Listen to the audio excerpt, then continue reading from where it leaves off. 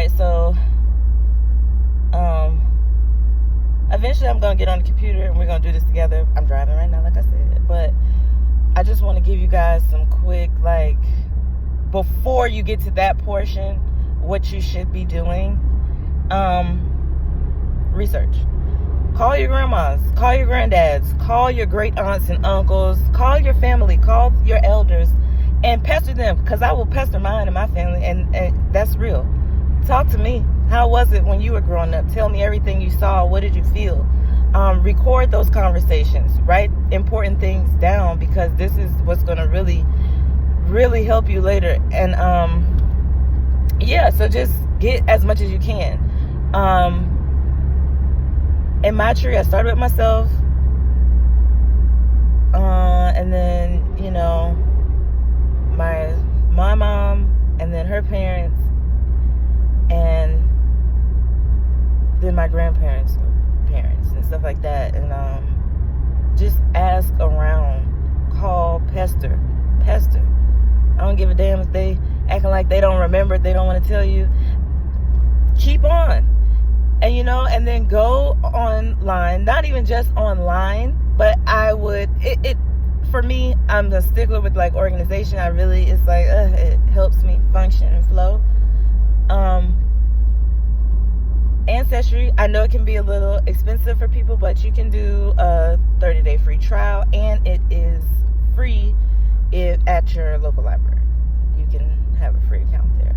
It still would be a little, you don't have access to everything, but that's okay. Was it familysearch.org? It's also a really good one. You're going to have to, get creative here and find as many free sites as you can. I'm not saying put your family business on all 56 of them, but just, find a good 3 or 4 and try to work off of those. And, enter it slowly. Enter what you get slowly and surely, and just kind of use that as a gathering session to kind of gather. This is what I did. I called my grandmother. I pestered her. Give me everything. And like I said, it's been a 6-year process, so this wasn't just like in a week. This is over time. I've called her and recorded and written things down, taking notes, whatever kind of way. And then I've gone into Ancestry. I started with a free account. I went to her hometown, went to the library, started a free account with the librarian. Libraries usually have genealogy sections or some type of history section, especially if you're in the town, city, or state that your folks were, living, your ancestors and all this stuff. Is really easy. So that's the first step. The librarians will help you. They have programs out there. I'm telling y'all, it's like amazing. Okay, and then so once you do that, you go in, you start answering.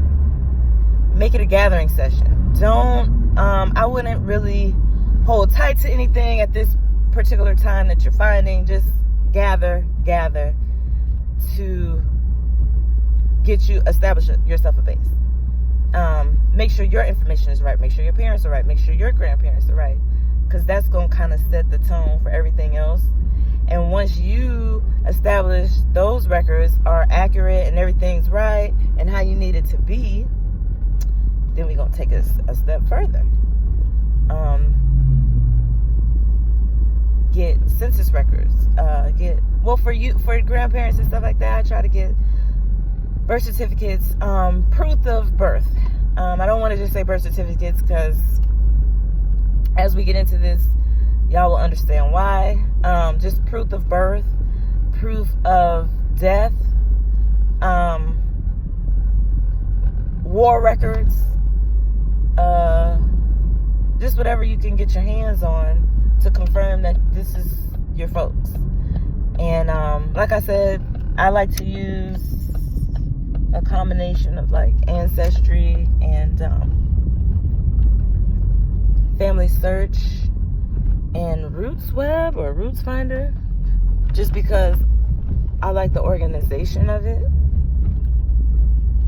I also do, type out my own stuff, make my own charts and things. But I do like their automated stuff that they got going on. It does kind of help with organization and making things run a little smoother. But you cannot, I'm parking, you cannot skip doing it for yourself. That way you'll be able to really weed out if the information makes sense and if the timelines are adding up and if things are correct. Okay? Session 2 in a little bit. Let me eat my breakfast. See ya.